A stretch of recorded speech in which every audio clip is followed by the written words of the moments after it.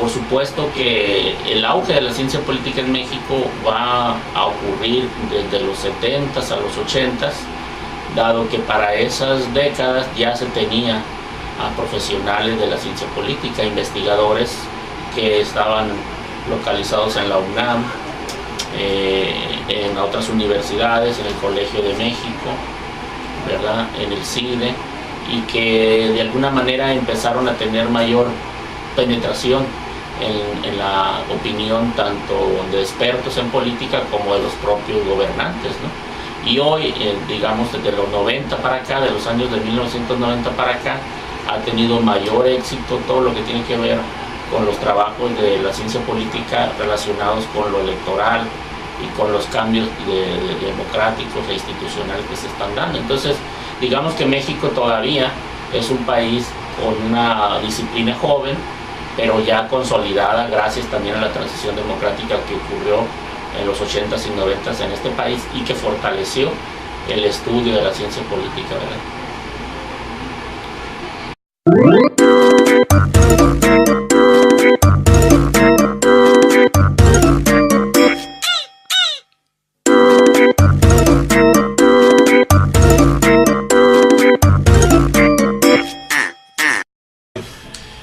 Respecto a la ciencia política, cómo ha evolucionado históricamente en nuestro país, la realidad es que la carrera de ciencia política en México es una carrera muy reciente. Inicia en los años 50 como un proyecto con la creación de las escuelas de administración pública y sociología. La realidad es que las teorías de la ciencia política pues son teorías muy antiguas. Los griegos inventaron la política, los romanos el Estado. Entonces la política es una ciencia, un arte muy interesante. Ya la contemplaban en la mitología griega. Es la diosa Metis, era la madre de la ciencia política, era la diosa de la ciencia, era la diosa de la política. La política era vista con ellos como el arte del engaño. Metis lograba, en condiciones desfavorables, lograba favor.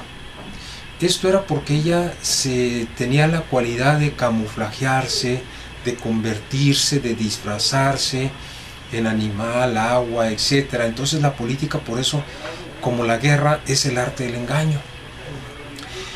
El padre de la ciencia política moderna, pues sabemos que fue Maquiavelo. Pero la disciplina como licenciatura de ciencia política, los primeros que se puede decir que le dieron una categoría importante fueron los norteamericanos por allá en los 30s. El puente entre la administración y la sociología es la ciencia política. En Europa, sobre todo en Francia, no existe la ciencia política, sino es la sociología política. Pero esa no fue muy bien entendida en el caso de esta facultad.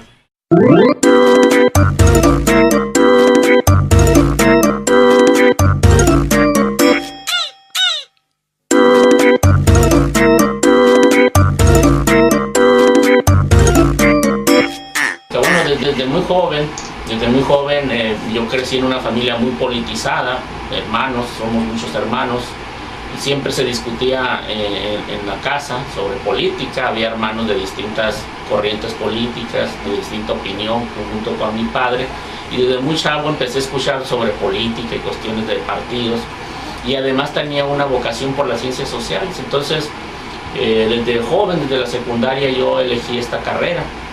Al principio no sabía que existía.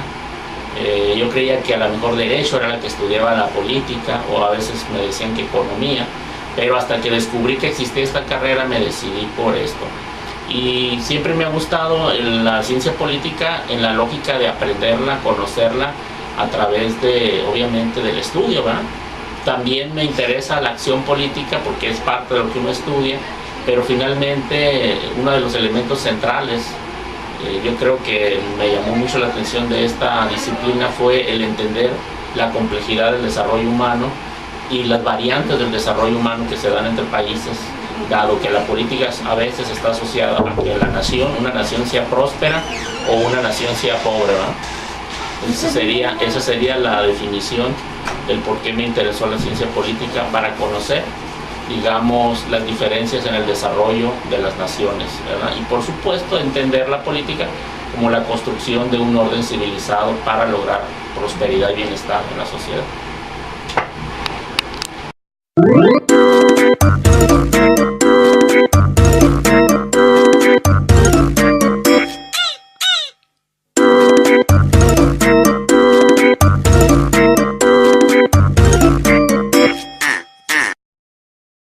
La realidad es que este Estado, desde que nace como Estado, nace con dos partidos, PRI-PAN, y nace la oposición desde 1964. Entre la oposición al PRI y el abstencionismo ya eran mayoría que el PRI.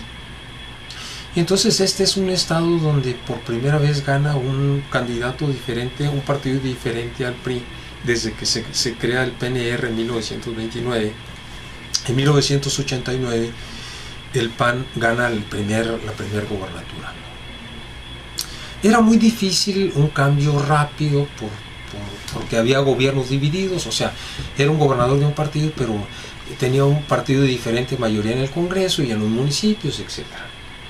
Pero a mí me parece que una cosa importante fue que el que lo sucedió, Terán, era un hombre que tenía una idea clara de qué había que hacer.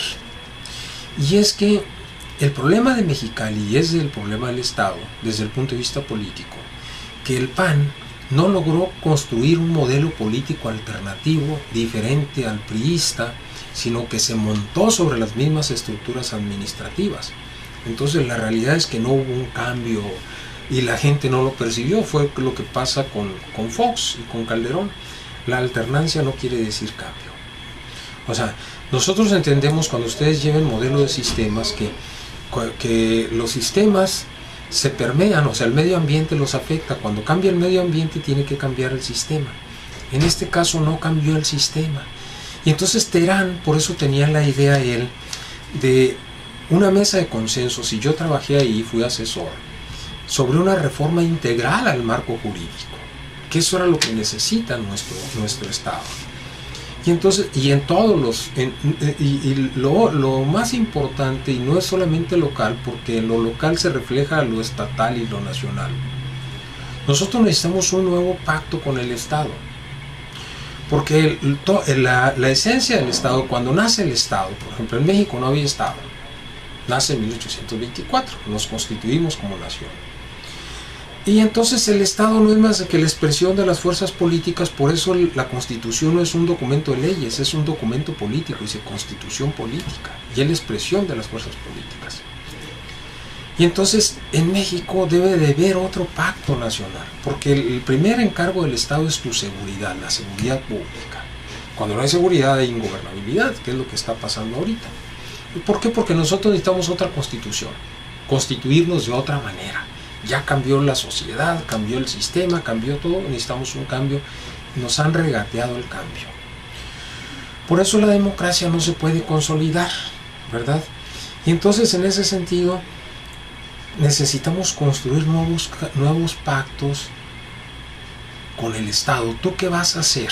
¿Cuál es tu compromiso? Nuevos pactos con la sociedad, nuevos pactos con la naturaleza, con la ecología y nuevo ambiente. ¿Hasta cuándo vamos a seguir fregándola? Un nuevo pacto con las generaciones, un nuevo pacto con los géneros, un nuevo pacto con social, ¿verdad?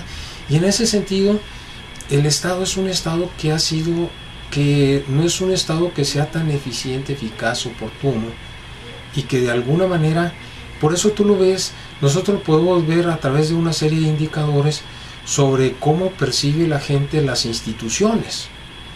Y las instituciones son instituciones en las cuales nosotros tenemos mucha desconfianza. Por eso Fukuyama, en Estados Unidos, él dice que la reconstrucción de las instituciones públicas debe de partir de la confianza en el policía, en la iglesia, en el Estado, en la educación, en la universidad, en todo. Y entonces nosotros venimos de una sociedad muy desconfiada, porque tenemos sistemas con mucha opacidad. Por eso es muy importante la transparencia, la rendición de cuentas, etc. No quedarnos en la democracia electoral, pasar a una democracia participativa y luego después a una democracia deliberativa. Y entonces a nosotros no nos ha llegado ese cambio que ocupamos como ciudadanos y como mexicanos.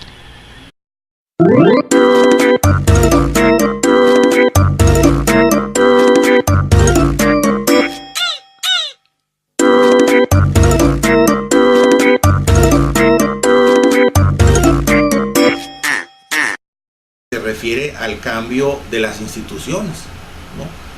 Reformas constitucionales, reformas estructurales, cambios en la organización de gobierno, darle mayor participación a la sociedad, etc.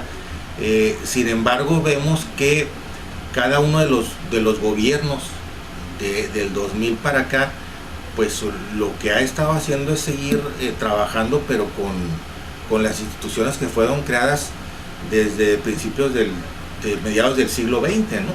O sea, con la Constitución, con la estructura de gobierno que se fue gestando cuando estuvo el Partido Revolucionario Institucional, y todo eso, bueno, pues hizo que no hubiera una transición democrática como nosotros esperábamos. Fue simplemente pues un cambio de gobierno, un cambio de partido político. Creo, bueno, pues que se pudieron lograr algunos cambios, sin embargo no fue todo lo que esperábamos, ¿sí?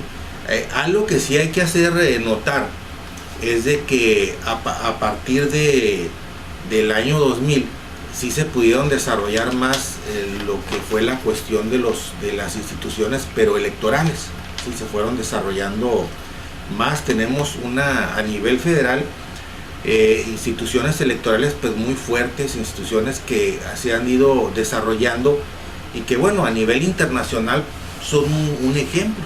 O sea, a mí me tocó participar en 3 ocasiones como consejero federal en el IFE, y pues me pude dar cuenta como ciudadano desde dentro el nivel que tienen de desarrollo, todo lo que es la parte de normatividad, de organización, del trabajo, de la modernización que tienen este tipo de organismos, y que pues todo eso fue trabajo de mucho tiempo.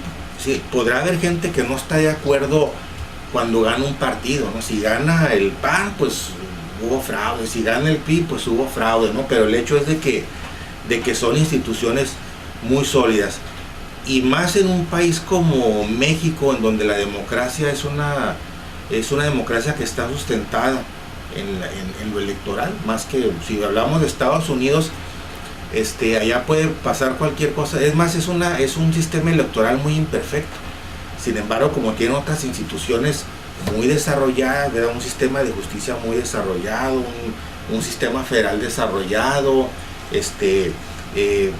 la distribución, digamos, de las instituciones económicas también está pues más federalizada. Sin embargo, pues nuestro país todavía en muchos sentidos actúa como una república centralista. Entonces, las instituciones electorales es lo que, digamos, es la base de nuestra democracia.